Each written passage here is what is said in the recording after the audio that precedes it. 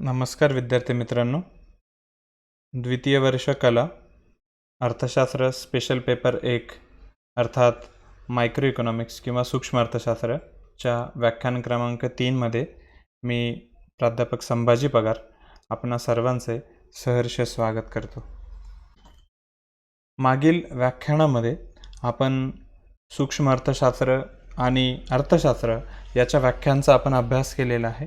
आपण याच्या आधी बघितलं आहे की अर्थशास्त्र हे समाजशास्त्र राज्यशास्त्र यांचा एक भाग म्हणूनच शिकवलं जात होतं, परंतु 1776 मध्ये जो ॲडम स्मिथने an inquiry into the nature and causes of wealth of nation हा जो ग्रंथ लिहिला, त्या ग्रंथामध्ये त्याने अर्थशास्त्र हे इतर विषयांपासून कसं वेगळं आहे हे त्याने पटवून दिलं आणि मग तेव्हापासून अर्थशास्त्राला एक वेगळा विषय म्हणून मान्यता मिळाली आणि म्हणूनच ॲडम स्मिथला आपण अर्थशास्त्राचा जनक असं म्हणतो.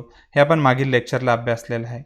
सूक्ष्म अर्थशास्त्र हा एक अर्थशास्त्राचा अभ्यास विषय आहे, याचा आपण अभ्यास केलेला आहे. आणि सूक्ष्म अर्थशास्त्रात एक व्यक्ती किंवा विशिष्ट वस्तू किंवा एका वस्तूची किंमत इत्यादी घटकांचा जो अभ्यास आहे हा अभ्यास केला जातो. याचाही आपण आढावा मागील लेक्चरला घेतलेला आहे. सूक्ष्म अर्थशास्त्राच्या व्याख्यांचा आपण अभ्यास केलेला आहे. आजच्या लेक्चरला आपण सूक्ष्म अर्थशास्त्राच्या स्वरूपाचा अभ्यास करणार आहोत.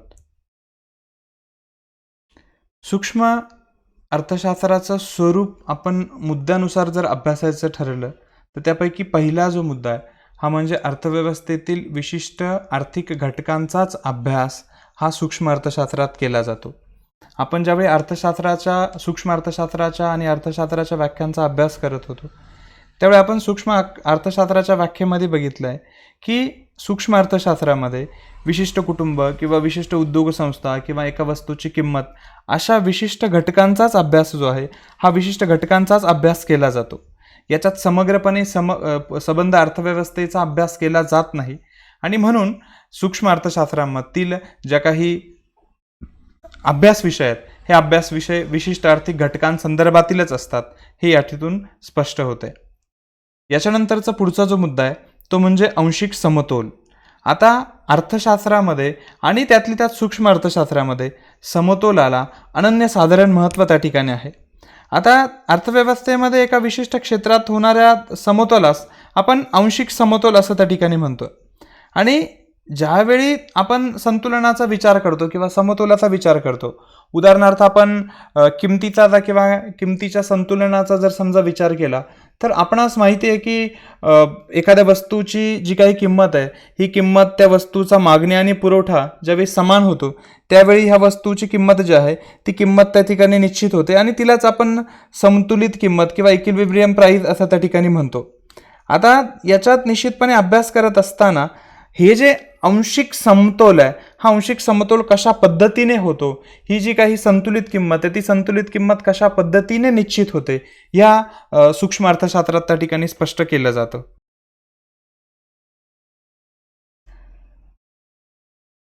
स्वरूप अभ्यासात असताना आपण पुढच्या मुद्द्यांकडे जर गेलो तर त्यापैकी पुढचा मुद्दा जो आहे तो म्हणजे बाजारातील साधन संपत्तीच्या वितरणावर मोठ्या प्रमाणावर भर त्या ठिकाणी असतो.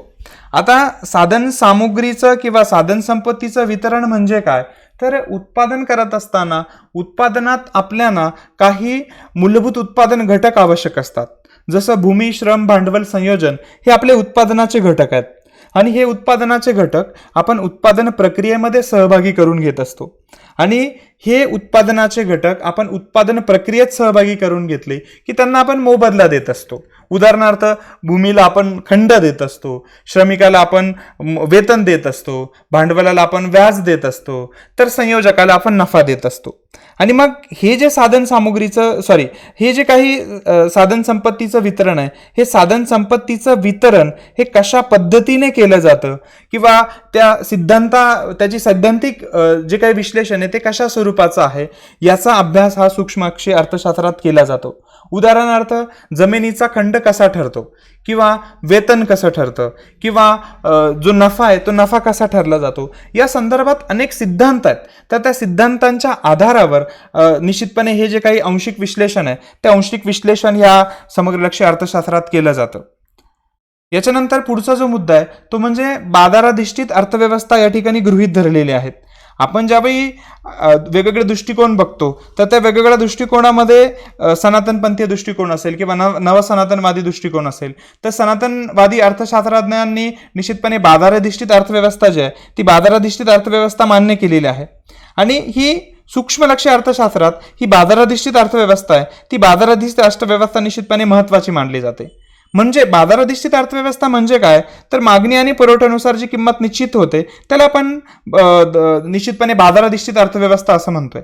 बाजाराधिष्ठित अर्थव्यवस्थेमध्ये जे काही वस्तूची किंमत असेल किंवा वस्तूची मागणी असेल हे ठरवण्याचं काम बाजार करत असतो, ज्याला आपण किंमत यंत्रणेमार्फत हे संतुलन जे आहे ते संतुलन घडत असतो. याच्यात कोणताही जो बाह्य सोर्स आहे, हा बाह्य सोर्स निश्चितपणे किंवा जे काही बाह्य घटक जे आहे ते बाह्य घटक निश्चितपणे परिणाम करतात. बाह्य घटक म्हणजेच काय, तर सरकार असेल किंवा जे इंटरव्हेन्शन त्यात करतात, तर त्यांची गरज या बाजाराधिष्ठित अर्थव्यवस्थेत नसते.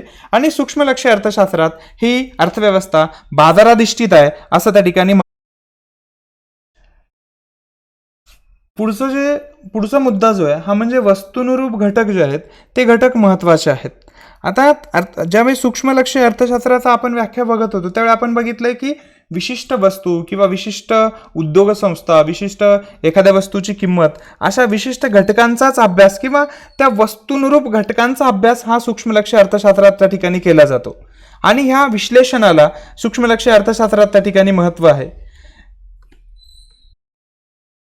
पुढचा जो मुद्दा आहे तो म्हणजे विनिमय. आपण ज्यावेळी सूक्ष्मलक्ष्य अर्थशास्त्राचा विचार करतोय त्यावेळी विशिष्ट वस्तूंची किंवा सेवांची किंमत ही निरनिराळ्या पद्धतीत कशा प्रकारे निश्चित होते किंवा मागणी आणि पुरवठ्याच्या सहाय्याने वस्तूची किंमत किंवा वस्तूंची किंवा सेवांची देवाणघेवाण कशा पद्धतीने होते याचे विश्लेषण सूक्ष्म अर्थशास्त्रात त्या ठिकाणी केलं जातं. म्हणजेच एकूणच काय, तर त्या वस्तूची किंमत निश्चिती आणि वेगवेगळे जे काही बाह्य त्याच्यावर परिणाम करणारे घटक आहेत त्यांचा परिणाम कसा होतो, वस्तूंची देवाणघेवाण कशी होते, याचा जो काही विस्तृत अभ्यास आहे हा विस्तृत अभ्यास हा सूक्ष्मलक्ष्य अर्थशास्त्रात केला जातो. पुढचा आणि शेवटचा मुद्दा जो आहे तो म्हणजे समतोलाचे भिन्न कारण.